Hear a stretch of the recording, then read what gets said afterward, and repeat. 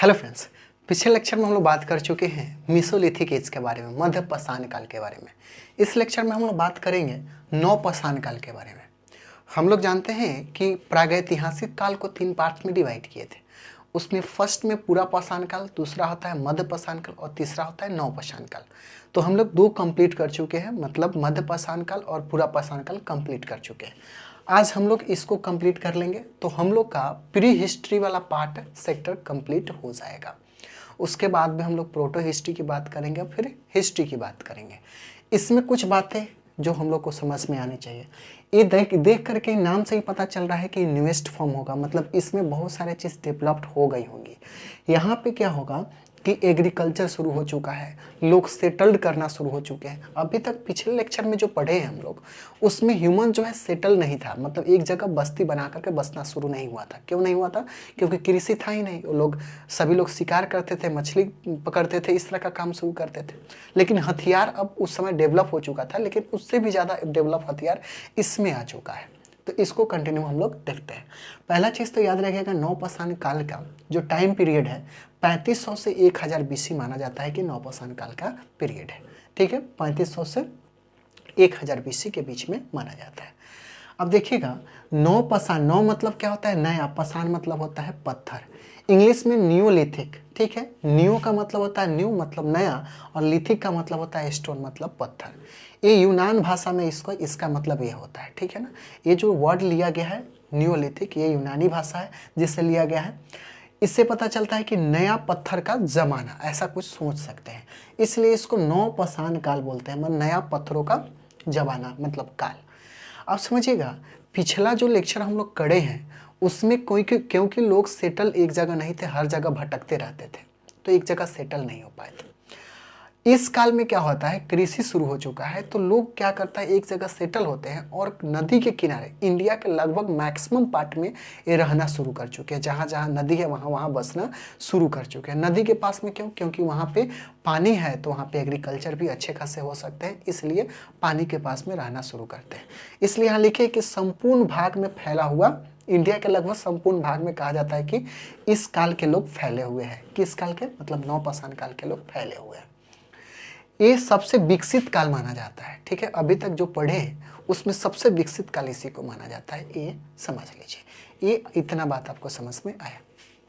अब समझिएगा, एक नाम याद रखिएगा, ला मेसूरियर, एक आर्कोलॉजिस्ट थे, ला मेसूरियर, ठीक है। नाम याद रखना है, कौन चीज? ला मेसूरियर एक आर्कोलॉजिस्ट थे। इन्होंने सर्वप्रथम इस काल का उपकरण ढूंढा था, मतलब पत्थर ढूंढा था। किस काल का? नवपाषाण काल का।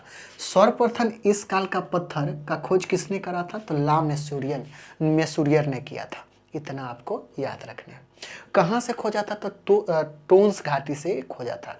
टोन्स घाटी कहाँ पे है? तो यूपी के अंदर। ये बिहार और यूपी के आसपास में फैला हुआ पार्ट है, ठीक है ना। तो याद रखें, टोन्स घाटी के पास से इन्होंने एक उपकरण ढूंढा था, जो कि पता चला कि वो नवपाषाण काल का है। इतना बात आपको याद रखना है। किस? टोन्स घाटी। टोन्स नदी है, आप याद रखेंगे, वहीं पे एक घाटी है, वहीं से ये औजार मिलता है। इस समय के जो औजार हैं वो कहा जाता है प्रस्तर औजार, गहरे ट्रैप, मतलब उससे बेटर ढंग से, जो पहले फ्लैक्स हुआ करते थे, हैंड एक्स हुआ, क्लीफर हुआ करते थे, उससे भी बेटर फॉर्म के ये हुआ करते थे। और उसमें भी क्या था कि इस समय के लोग जो थे उस पर पॉलिश, विशेष प्रकार का पॉलिश, उसके ऊपर जो हथियार था उसके ऊपर पॉलिश लगाया करते थे। आज के ज़माना का पॉलिश नहीं है, लेकिन पहले के ज़माना किसी तरह का पॉलिश था, उसके ऊपर पेंट करा हुआ मिलता था। तो कहा जाता था कि इस समय के जो हथियार थे लगभग अब पॉलिश करना शुरू कर चुके थे। इतना बात आपको समझ में आया होगा। चलिए कुछ इंपॉर्टेंट बात और भी समझ लेते हैं। जैसे कि हम लोग जान चुके हैं कि कृषि क्या होता है, नवपाषाण काल के अंदर में करना शुरू कर चुका है लोग। अब कृषि करना शुरू कर चुका है, लेकिन अलग अलग जगह पे अलग अलग कृषि का कुछ अवशेष मिले हैं। देखिएगा, यहाँ पे जो मैं बात करूँगा चावल का, हालांकि कहा जाता है कि सबसे पहले ह्यूमन जो है किस चीज़ का खेती किया, तो जौ का कहा जाता है, लेकिन हम लोग के पास जो साक्ष्य मिला है यहाँ पे चावल का। अब याद रखिएगा, जौ का खेती किस में? तो इंडस वैली सिविलाइजेशन में हम लोग पढ़ते हैं कि सबसे पहले जौ का ही ये मिला है, लेकिन यहाँ पे अगर बात करें नौपाषाण तो यहाँ पे आपको चावल का साक्ष्य मिला है और इसी के बारे में हम लोग बात करेंगे। पहला चीज़ याद रखिएगा कि नौपाषाण काल के अंदर में आग का खोज मेसोलिथिक में हो चुका है, मध्यपाषाण काल में। अब इसमें क्या हुआ, कृषि शुरू हो चुका है, कृषि करना शुरू कर चुका है। लगभग जहाँ पे लोग हैं इस अर्थ के ऊपर, जहाँ भी दुनिया में कहीं भी लोग हैं तो हर जगह लगभग कृषि करना शुरू कर चुके हैं, थोड़ा बहुत करना हर जगह शुरू कर चुके हैं। इसलिए यहाँ दुनिया भर में क्या कृषि शुरू हो चुका है, इस बात को लेके। मानो अब शिकार, पहले हम लोग जानते हैं शिकार करते थे, मछली पालते थे, तो अब क्या हो चुका है कि शिकार छोड़ करके, ऐसा छोड़ करके नहीं कहेंगे कि इस पे अब सिर्फ शिकार पे निर्भर नहीं रह करके अब क्या अपने उत्पाद पे निर्भर हो गए थे। यहाँ पे लिखे मानव शिकार पर निर्भर न रह करके उत्पादक बन चुके थे। उत्पादक मतलब जो उत्पाद करते हैं उसको उत्पादक बोलते हैं, वो उत्पादक बन चुके हैं, ठीक है ना। इस केस में पहले क्या थे कि किसी चीज़ पे डिपेंड थे, हंटिंग पे डिपेंड थे, लेकिन अब क्या है खुद ही अपना प्रोड्यूस करेंगे और उसको खुद ही कंज्यूम करेंगे। इसलिए कहा जाता है कि पहले तो सिर्फ उपभोक्ता थे, मतलब सिर्फ हंटिंग करते थे और उसको खाते थे, लेकिन अब क्या बन चुके हैं, उत्पादक भी बन चुके हैं।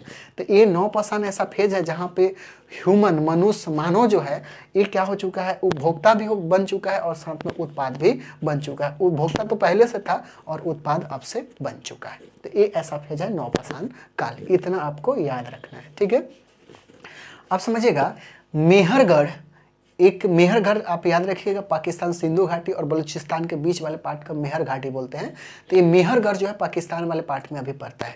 ये पहला स्थल माना जाता है किसका, नौपाषाण काल का, जहाँ से बहुत सारी चीज़ खोजी गई हैं और उसका स्टडी अभी भी किया जा रहा है। तो मेहरगढ़ ये है, यहाँ से पहला कृषि का साक्ष्य मिला है। कहाँ से, तो मेहरगढ़ से। तो याद रखिएगा कृषि का साक्ष्य कहाँ से, पहला मेहरगढ़ से मिला है। उसके बाद बहुत सारे साक्ष्य मिले हैं अलग अलग जगह से, जैसे यहाँ से बुर्जहोम से मिले हैं, राना गुंडई, बुर्जहोम कश्मीर के अंदर है, ठीक है, राना गुंडई जो है पाकिस्तान के अंदर है, संगल कल्लू जो है कर्नाटका के अंदर है, और पिकलिहल या फिर उतनूर जो है आंध्र प्रदेश के अंदर है। उतनूर कहाँ पे, आंध्र प्रदेश के अंदर है, जहाँ से बहुत सारे बस्ती मिला है, मतलब एक जगह रहना लोग शुरू कर चुके थे इस फेज में, तो एक जगह बस्ती बसा चुके थे, मतलब अब क्या अस्थायी जीवन शुरू कर चुके। तो अस्थायी जीवन शुरू करते हैं तो बस्ती बनाएंगे, घर बनाएंगे, जो भी फुसका हो जैसा भी हो वो बनाएंगे, तो ये बस्ती मिलना शुरू होता है। हालांकि याद रखिएगा इस फेज में गुफा के अंदर लोग रहना शुरू करते थे, ठीक है ना। इस फेज में अभी तक लोग गुफा में ही और कुछ छोटा मोटा जो भी कह सकते बस्ती जो बनाया करते थे, लेकिन ज़्यादातर गुफा के अंदर ही रहने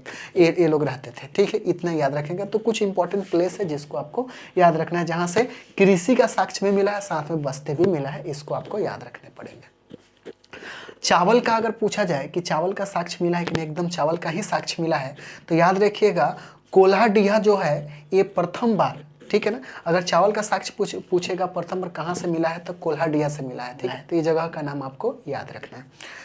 अब देखिएगा यहाँ पे क्या अस्थाई बस्ती मिलना शुरू कर, मतलब अस्थाई जीवन जीना, अस्थाई जीवन शुरू कर चुके हैं, मतलब एक जगह रह करके कृषि करके भोजन पालन करना शुरू कर चुके हैं। और सबसे इंपॉर्टेंट जो रेवोल्यूशन ला दिया पूरे फेज के अंदर, जो पहिया का खोज, मतलब सामान को एक जगह से दूसरे तक ले जाने के लिए पहले बहुत सारे स्ट्रगल करने पड़ते थे। जब पहिया का खोज हो गया तो आसान हो गया किसी भी चीज़ को एक जगह से दूसरी जगह लेकर के आना और जाना। तो सबसे ज़्यादा रेवोल्यूशनरी अगर पूछा जाए कि खोज कौन सा था इस फेज का, तो पहिया का खोज था, ऐसा माना जाता है, ठीक है। ये आपको याद रखना है। अब याद रखिएगा एक नाम याद रखिएगा, निविलियन, ठीक है, ये आर्कियोलॉजिस्ट है अभी, ठीक है। निविलियन जो है बेलारी हम लोग जानते हैं कर्नाटक के अंदर है। क्या बोलना चाह रहा हूँ, निविलियन ने 1872 ईस्वी में बेलारी को कौन चीज घोषित किया है, तो दक्षिण भारत का नौपाषाणिक सभ्यता घोषित किया है। तो आपको याद रखना है कि दक्षिण भारत का नौपाषाणिक सभ्यता कौन है, तो आपको याद रखना है बेलारी। कौन घोषित करा है, तो याद रखिएगा निविलियन ने करा था। कब करा था, तो 1872 के अंदर ये करा था। तो ये इंपॉर्टेंट है, आपको याद रखना है। तो इतनी चीज़ें आपको अगर याद रहते हैं तो फिर इससे क्वेश्चंस नहीं छूटेंगे, मैं जहाँ तक उम्मीद करता हूँ। इसके बाद जो हम लोग बात करने वाले हैं, अपना प्री हिस्ट्री कंप्लीट हो जाएगा, ठीक है। इसके बाद हम लोग बात करेंगे प्रोटो हिस्ट्री। प्रोटो हिस्ट्री में पहले बेसिक बातें कर लेंगे कि पढ़ना क्या होता है, उसके बाद हिस्ट्री के बारे में बेसिक बातें कर लेंगे कि पढ़ना क्या होता है, उसके बाद कंटिन्यू आगे हम लोग बढ़ते रहेंगे। इसमें इतना ही, फिर मिलता है नेक्स्ट वीडियो में। जब तक एंजॉय करें और पढ़ाई करें।